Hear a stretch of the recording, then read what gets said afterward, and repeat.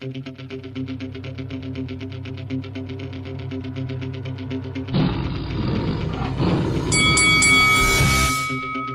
this is Carl the Cobra Frutch, and you're watching Lights Out. This is Faisal Khan for Lights Out, proudly sponsored by Spartans Law, and this is podcast 62 of the Lights Out Boxing Podcast.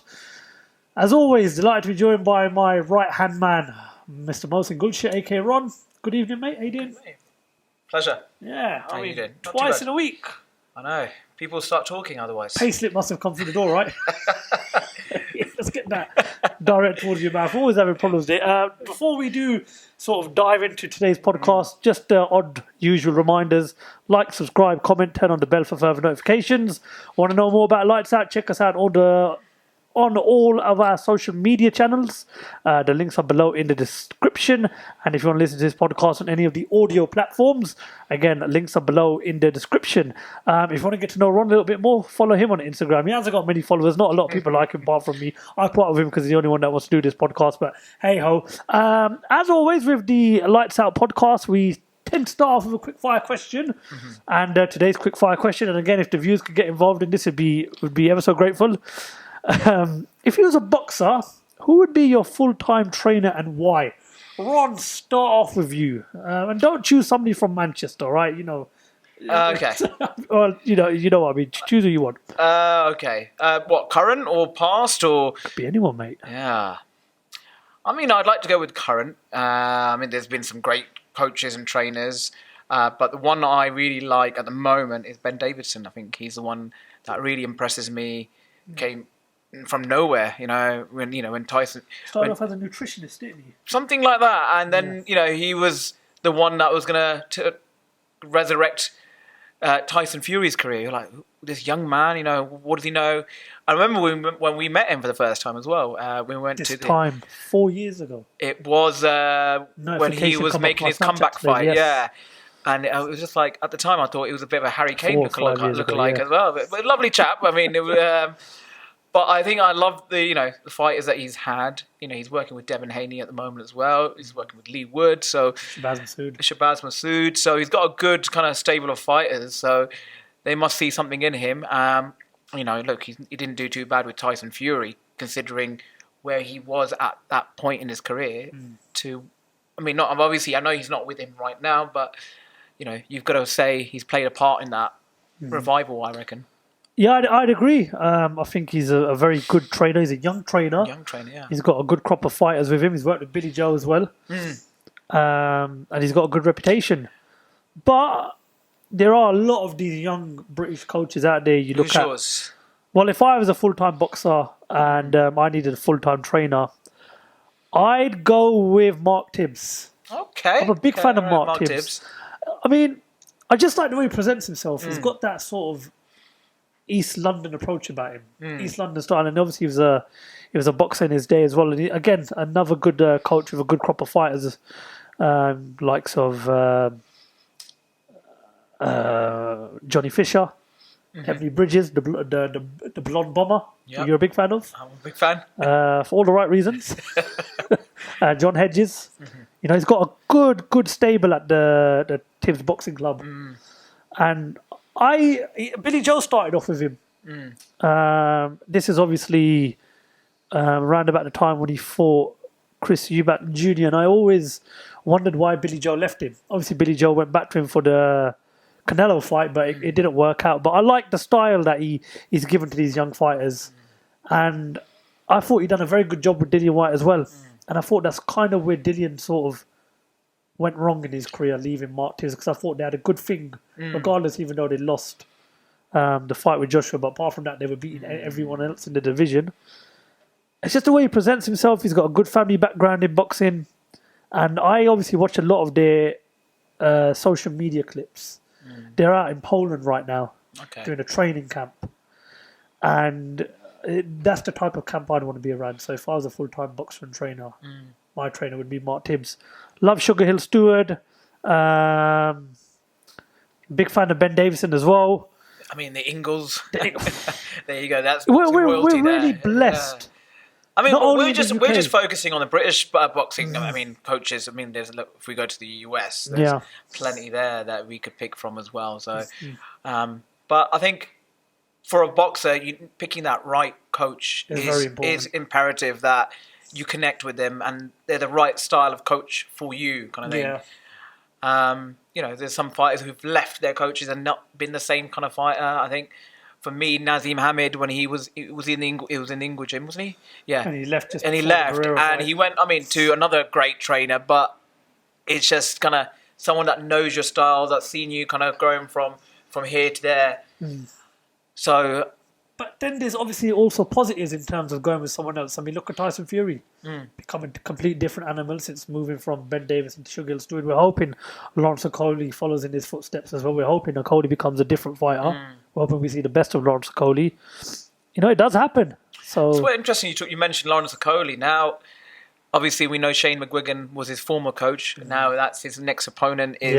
So I don't know how that's going to play out, because Shane McGuigan probably knows a thing or two about... This is why Billam Smith could have a slight advantage. But I mean, whether you want to look too much into that, I don't know. But yeah, if I was a full-time fighter, I would want Mark Tibbs in my corner. Anyway, let's move on, because we've got quite a bit to talk about as always. Of course. It is fight night fast approaching on Saturday night at the Copper Box Arena.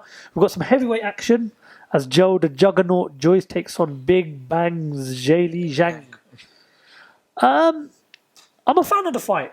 I like the fight. I expect Joe Joyce to win the fight, but nonetheless, I think that Zhang's a good fighter. It'd be a durable fighter. And it will definitely go to 12 rounds. Yeah. I can't see it being... I can see, Let's obviously talk a bit about Zhang before we talk about the Juggernaut. I was very impressed with his performance against Hrgovic. I had him winning that fight. He put Hrgovic down. But obviously I thought because of Hrgovic was kind of like the sort of home fight, I thought that's why he got the decision in the end. Kind of ripping up the script, wasn't it? Yeah. It wasn't expected. He was supposed to be... it was supposed to be a comfortable night for Hrgovic, but have you followed any of the build-up? I have done. It's been amicable. It's not been He's too... He's very confident though, isn't he, Zhang?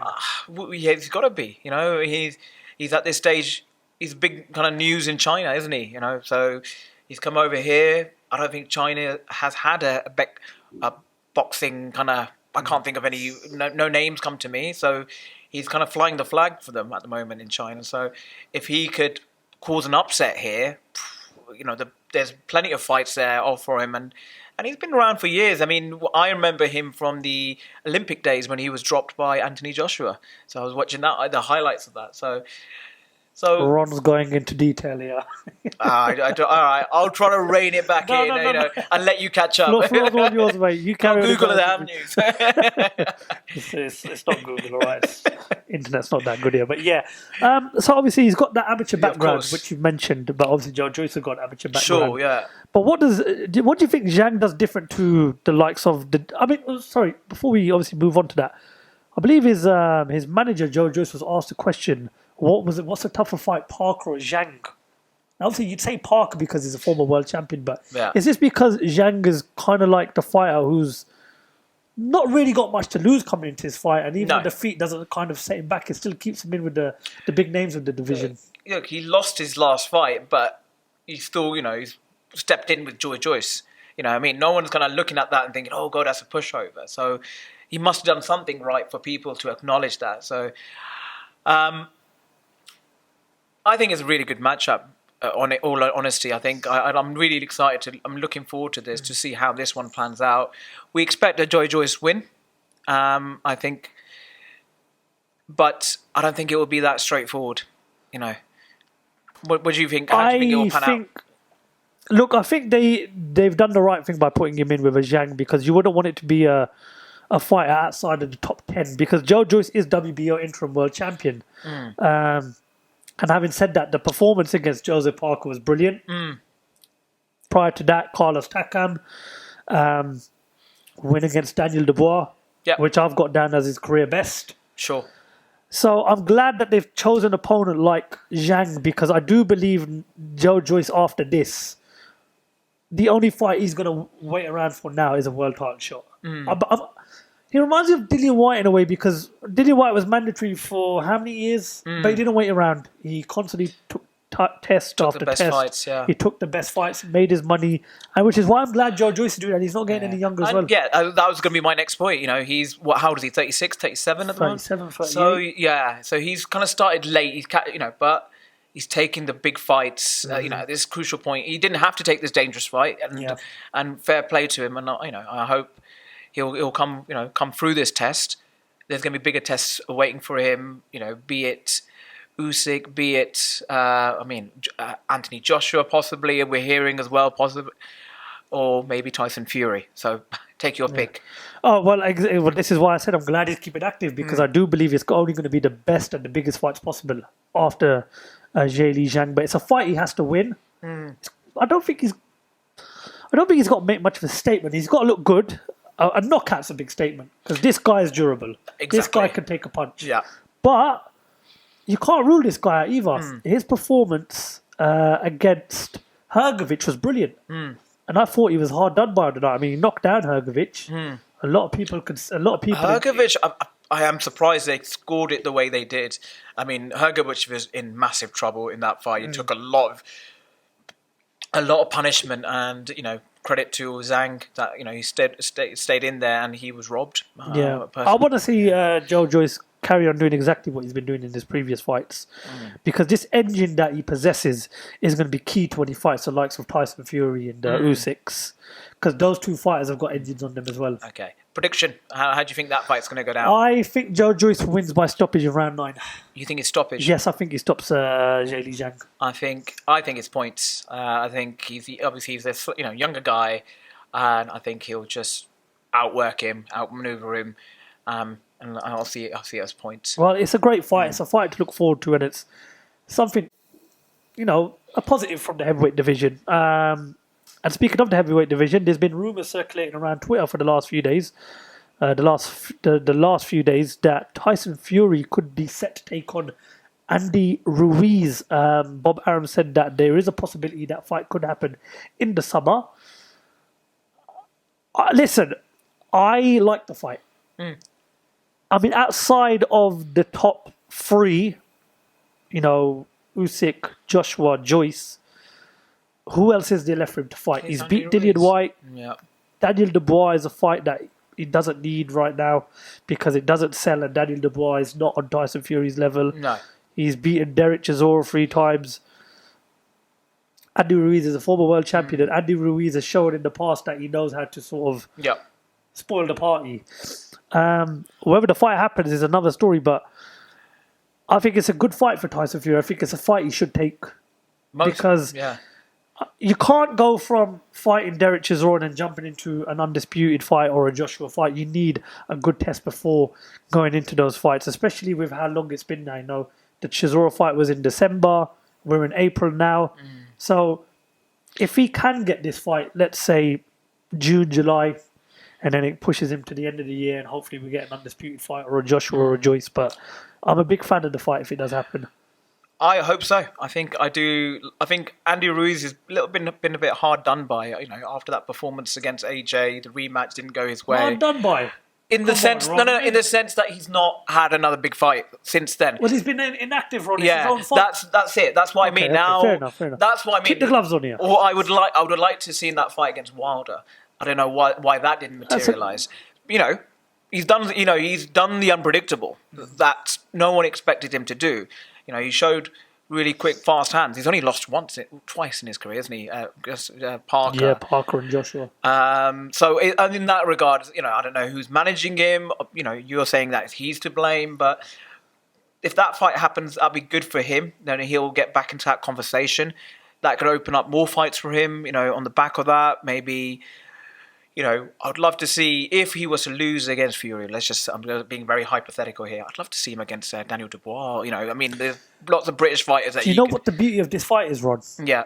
Everybody's going to have it in the back of their mind that this guy is capable of causing an upset. Yeah. So that's why you don't look at this fight and think, easy win for Tyson Fury. You always got that. I mean, all right, fine. It's kind of like Liverpool on a European night. Oh, dear. Okay, here we go. You know that something's going to happen. But all right, okay, fine. Maybe not a great point to use, but I'm just trying to make an example. Yeah. The fact that this guy has done something like that, of that. Yeah, so absolutely. And that's not just with Tyson Fury. That's with any heavyweight you might fight. And let's not forget, this guy, right, for a big guy, can fucking punch. And he's got hand speed. Exactly. Ridiculous hand speed, which can trouble any fighter. I just don't know what happened in that second when fight. When we done our last podcast, you mentioned Joshua seemed a bit gun shy. Joshua, in my mind, in the second fight, Ruiz seemed gun shy because he knows that this guy can hurt him. And I think this is what Tyson Fury needs. I think he needs a guy that's got fast hands, that's not just known for power, that can also punch, that can also, move around the ring a little bit, because this guy can do it. And I've always said that if the fight with Joshua Usyk or Joyce doesn't happen, I wouldn't want to see a 4 fight with Deontay Wilder. This is the fight I'd want to see because this is a former world champion and because this is a guy who's done it before and is capable of doing it. There's no other real fights out there. Yes. This is the one that we're thinking, okay, he hasn't fought him. And we know what Fury said when he lost against the big fat Mexican.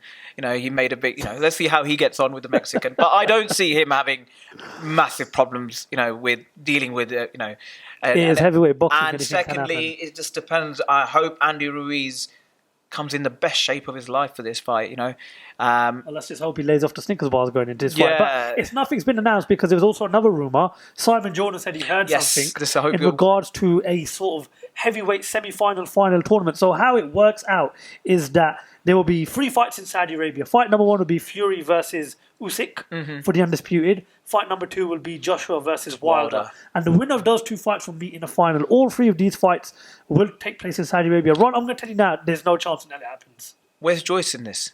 Exactly. I'm not being funny or anything. Why Wilder jumped the queue here? I'm not being funny or anything, but how has a former football owner heard this before anyone else in boxing?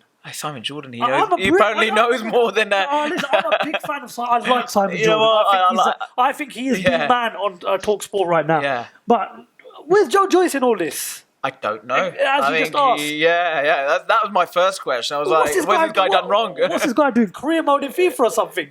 Has he got fight night round 3 at home or something? Is he maybe there could be a preliminary that whoever wins out of Wilder and Joyce could go into that tournament, and I don't know. Ron, it's listen, ridiculous. I'm gonna right now. I feel like I'm a kid who's woken up on Christmas morning, run all the way down the stairs, not even brush my teeth, change my clothes, and I've opened a present. All I've got is clothes. That's exactly what this is. It's pillow talk. Yeah.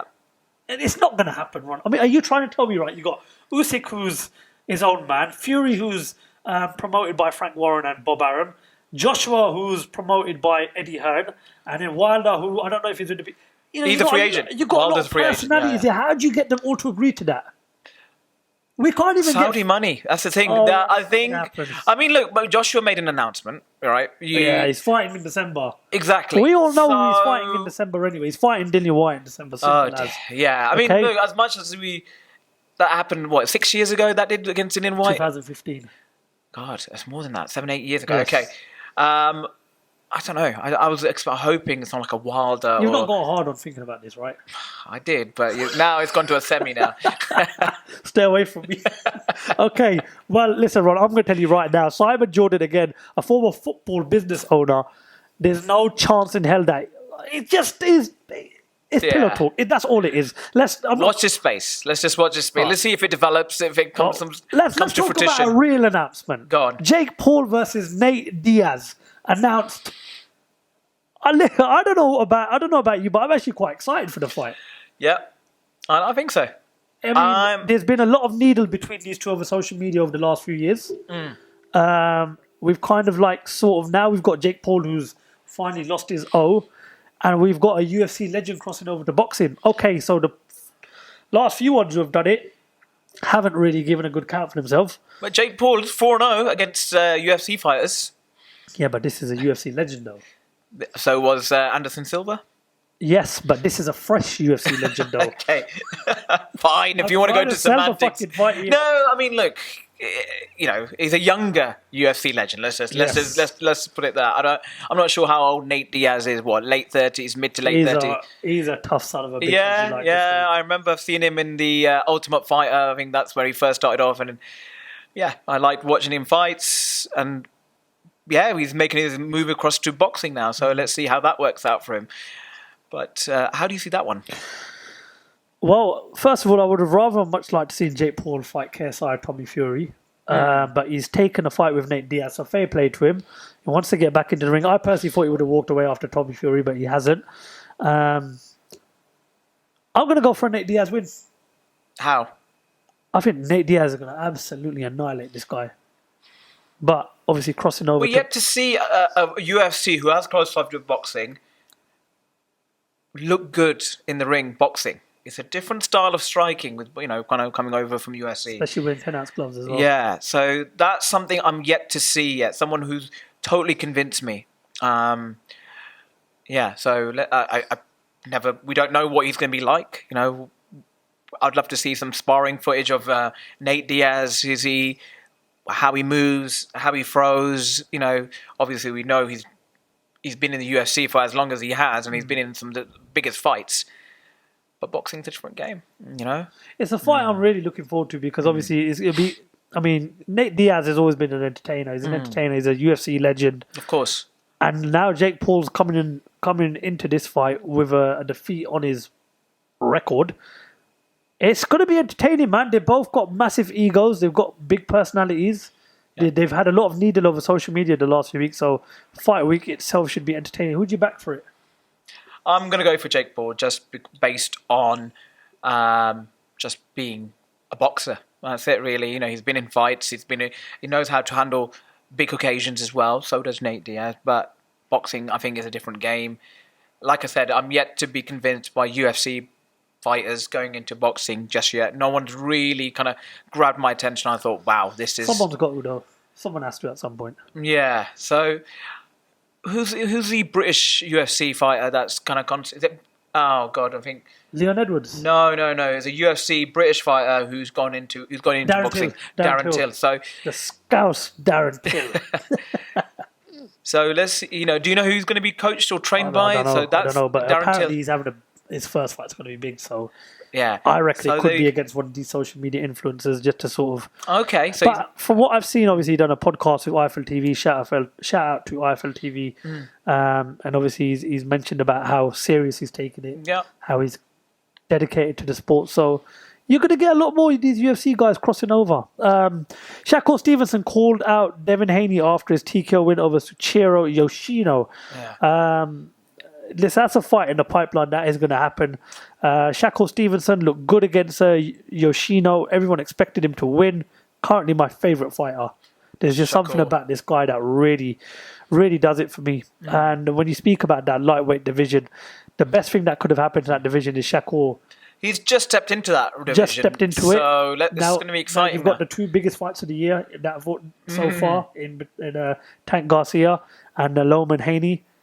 Yeah. One of those two winners of that fight will fight Shakur Stevenson next, and I have a feeling... What division are Teofimo and... Their division up, super light. Super light. So, okay, so there you go. You've got that whole lightweight lighting up the boxing division. Devin Haney and these guys, they might not want to hang around that lightweight. They might want to fancy going up to super lightweight to tackle the likes of the Josh Taylors and the Regis Prograis and the Teofimo Lopezes. So there's going to be big fights regardless. But, I mean, when you talk about the man who could dethrone the undisputed king in Devin Haney, Lomachenko's got a chance, but I reckon right now his biggest threat is Shakur Stevenson, because I think he's done apart from Devin Haney and Vasyl Lomachenko, I think this guy has got the most credibility in that division right now. I mean, Tank's won a couple of world titles, Garcia's won an interim.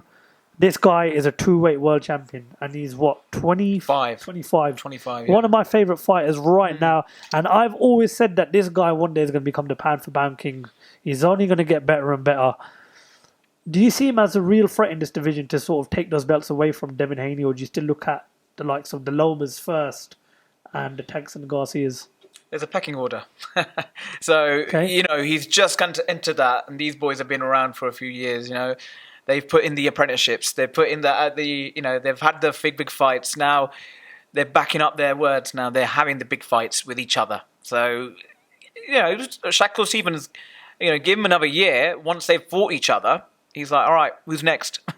It's my turn. I'm at the front of the queue now. I don't think Bob Arum and Top Rank will want to wait around. I think they'll want to put him in with the biggest names. Well, they're all occupied at the moment. I mean, like, what do you do? Then you can say, unless they've got rematch clauses.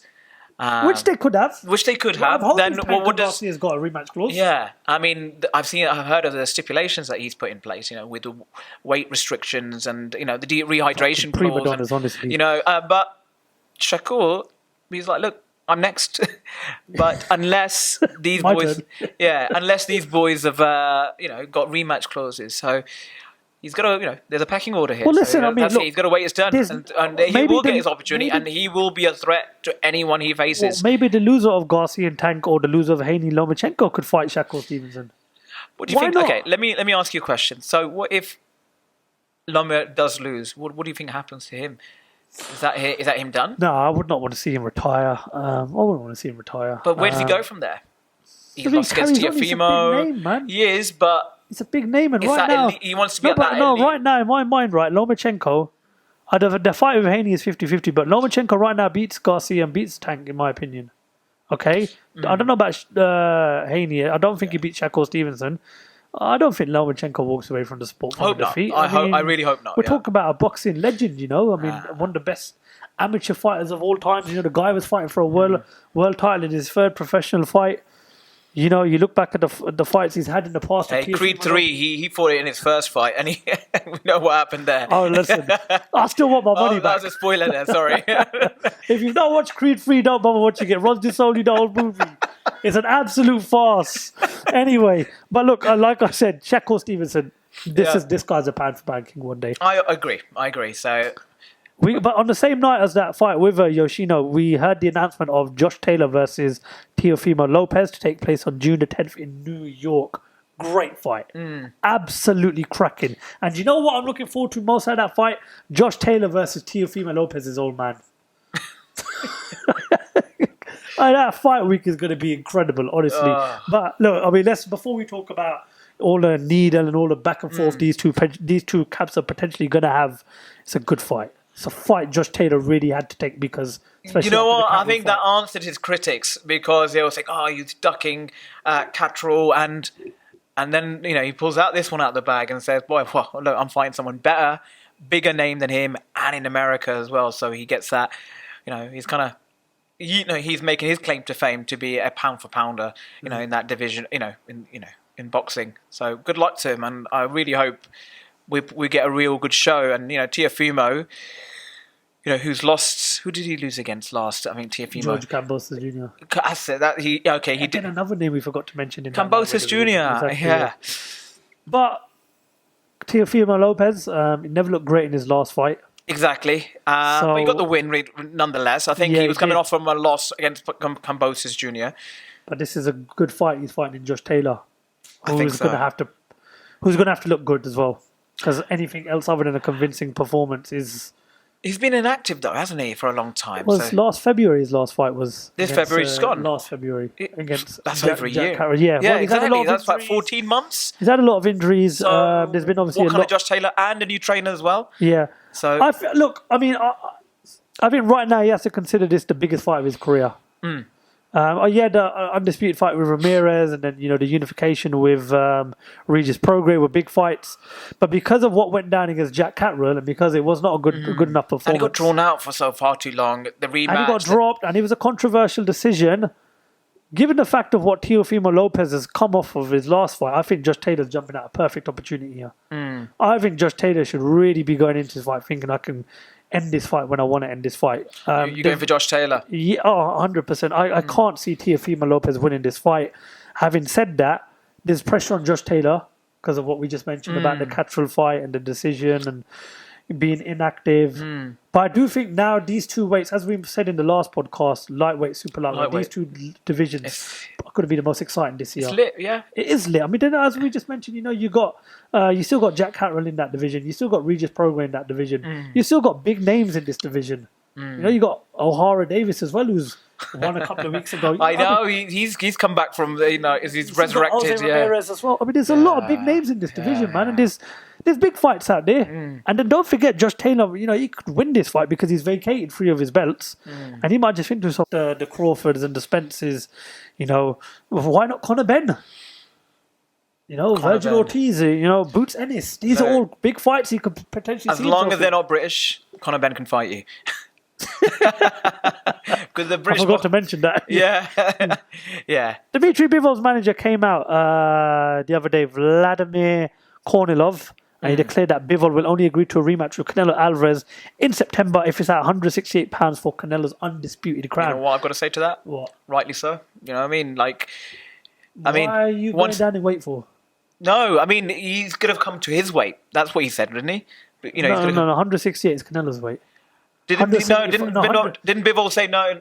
His coach say he had to come to his weight as if he wanted to fight him? No. They want the fight at £168. Oh, okay, I misunderstood that. I thought it was... They wanted it at his weight, basically. Well, why would you want to go down to Canelo's weight? I don't get it. No. They wanted him to come up. No. So they want to go down in weight. I'm shocked at that. I'm very shocked as well. That surprised me. I completely misread that. But you know what that tells me, though? It's confidence they can beat Canelo at £168. They've done it at £175 and they've done it convincingly. They've got the blueprint on how to beat Canelo now. But this is a weight that this guy has been the king at for many, many years now. Saunders, Smith, Plant, I hate to say it, but John Ryder's going to be added to that list. Golovkin. The list goes on. But you've got to say that Bivol and his team have got a big set of cojones for wanting to go down. I am shocked at that. I thought it was the other way around. If they do go down in weight, which they will, can you imagine that? They've beat Canelo at 175 and now they've beaten Canelo at Canelo's weight in 168 pounds. And then you have to say that this guy is pound for pound king. Well, he's already up there for me. He is up there, but is he the pound for pound king? He's one win away from becoming undisputed champion against Beterbiev, which is the fight I'd rather see him take next. Canelo fight's not going anywhere. No. Canelo's the biggest face in boxing. Yeah? Canelo fight will always be there. Well, I'd rather see him take on Beterbiev next, but there's rumours about Beterbiev fighting Callum Smith next. But then again, you got to look at it from the Canelo fight. They could go down to £168. They could win that fight, and they get a shed load of money as well. What's your thoughts on it? Why do you think they're so confident beating him at 168? Well, clearly I got it horribly wrong. I thought it was the other way around. Do you know what? I'm going to have to deduct a day's wages, Ron. I get paid peanuts as it is, man. Yeah. Don't knock it, all right? I would have assumed that, look, if he wants to make the fight, he has to come up to us. Why should we? It's confidence, though. I know. So when you've put it like that, when you've said it that, I am, surprised. Why would he want to put himself through that? Dropping down in weight rather than fighting at a weight that he's naturally, accustomed to. But I agree with your points that it is confidence. They've beaten him. They beat him convincingly. It wasn't a narrow win, and it shocked boxing. Nobody expected that. They thought, it's going to be another Canelo win. And, he's beating bigger guys now. But Bivol kind of said, no, that's not happening, and gave him a new set of worries. In that fight. It was good to see for boxing that it's not one person that's just dominating all the fighters. But we can't deny Canelo is an absolute, he's a GOAT in his way, I think one of the greatest of all time. When we look back, when he does retire, we're going to be like, this guy did it in so many divisions. Well, he's got to take care of John Ryder first. Yeah. That has obviously got to be the number one focus.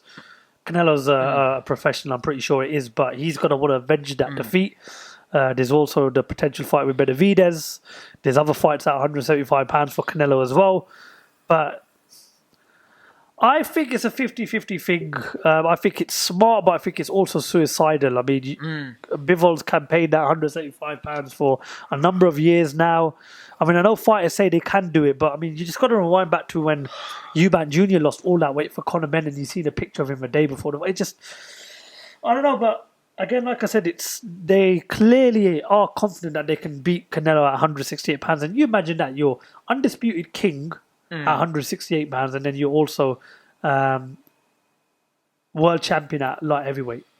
Fucking hell, I mean, that's just... I don't think I've ever seen a fighter be a two-weight world champion at the same time. I can't remember seeing it. When was the last time? Have you ever seen a fighter? Or would he have to vacate? I hope he doesn't, because then it rules out a potential undisputed fight with Beterbiev. That's what we really want to see, is that Beterbiev versus Bivol fight.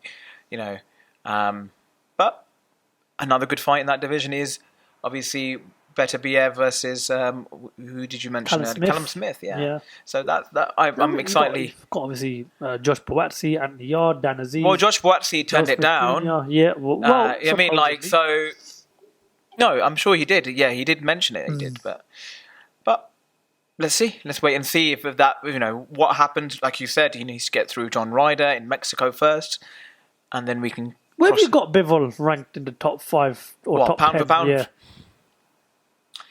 Well, he's undefeated, isn't he? Yeah. So I've got to say he's in the top 5. I'd probably say 5th.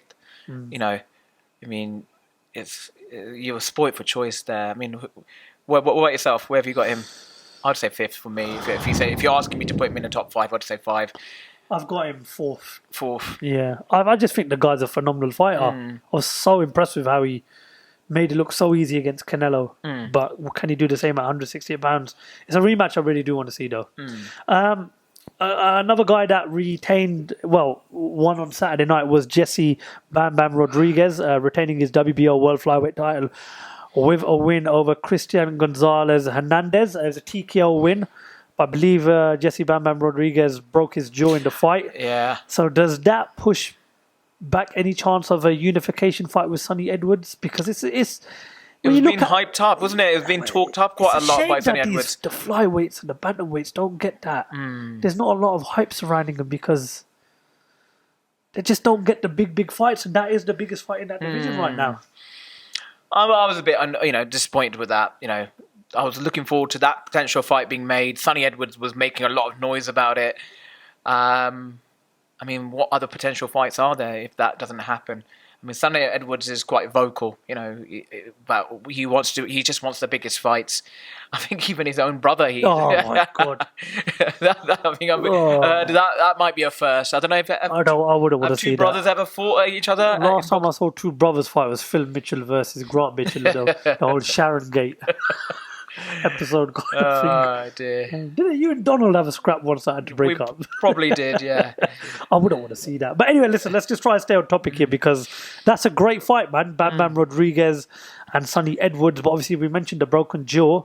Yep. Sonny Edwards just signed with Matchroom, so potential mandatory test defense first before a unification fight with Bam Bam Rodriguez, or is that the next fight he jumps straight into, given the fact that Bam Bam's got a broken jaw?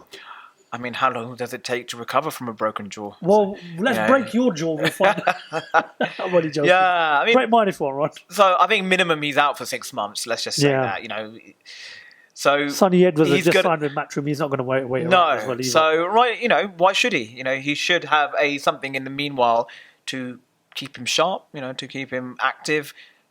He's a great boxer. I do enjoy watching Sonny Edwards. I think I like his style. I think he's very technically very gifted. So I think some people have said he's the most technically gifted boxer that we've got. Someone in boxing said to me that he reminds me of a young Manny Pacquiao when he first started out. That's a big kind of compliment there. I'm not going to mention who said it.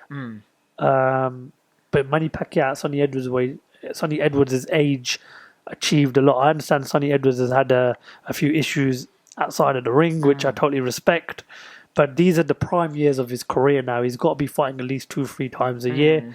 The Jesse Bam Rodriguez, Bam Bam Rodriguez, I don't know how many Bams are in his name, but I think Bam Bam Rodriguez is a good fighter. I think he's slick. I think his footwork is brilliant. I think he uses the ring well. It's a smaller weight, so the use of the ring should be second to none, really. Sonny Edwards, has he been in that career-defining test yet at the moment? No, he hasn't. Jesse Bam Rodriguez has headlined his own shows. He's fought on the zone for quite a while now. He's a big name in America. It makes sense. Where does it take place, though, if it happens? Here or over in the States? I'd like Sonny Edwards to go over there. I think that's what his career needs. He's fought in the UK all of his life. Eddie N will have a long, hard think and think, where can I make the most money? Will that sell out a stadium? Will that sell out an arena in the UK? Could that sell out an O2? I mean, like you said earlier, man, these bantamweights don't get the credit. They don't get that. So I don't know if they have that same appeal here as the middleweights, as the lightweights. So that's. When you look at Chocolatito and Estrada, there wasn't that much noise. No. That was a great fight. You get your boxing purists who would appreciate that and be like, I know of those fighters, but other than that. I mean, people know who these AJs and these Furies and all these fighters are. Yeah, Crawfords, of course. They're more household names, and sadly, so the Uzi Ahmeds. I mean, in response to your question, if it sells more in America, he probably has got a big following there. Bam Bam Rodriguez. So but let's see. But he's got to recover from his broken chin first, and then we'll see. Broken jaw. Oh, you're slacking. Chin, jaw, same thing. Same region, isn't it? I need to go back to paying you late, man. Honestly, you're like, where's my fucking money, man? All right, okay. Well, I believe that's all we've got to talk about today in podcast 62. Anything else you'd like to add, mate? No, it's been another good week of boxing, and yeah, I mean, we're looking forward to this weekend. Hopefully, it turns out to be the fight that we all expect. April's looking like a good month of boxing. It's like May. And it's May. Fuck, turn the cameras off. We're gonna have words now. Yeah. Well, April as well. There's a few fights coming up next month. Obviously, you've got the Tank and Garcia fight, 22nd of April. Yes, May's looking. Okay, all right, fine. Come on, we just one talked mistake, about it. 7 mistakes. Make it make sense, Ron. Yeah. Okay, Ron. Listen, pleasure as always, mate. Thank you very much for joining us. Thank you. Just hold tight for the payslip for next month. Obviously, you've got to assess today's performance. But guys, thank you very much for checking out podcast 62. Again, make sure you turn on the bell for further notifications. Check us out on all the social media platforms. Leave your comments below. And if you haven't, make sure you hit that subscribe button. Proudly sponsored by Spartans Law. So if you want the best legal advice and the best legal representation in court, check out our sponsors. Their company's website is below in the description, as well as our social media platforms. Looking forward to a big night of heavyweight boxing on BT Sport on Saturday night. But before then, thank you very much for listening to podcast 62 of the Lights Out Boxing podcast.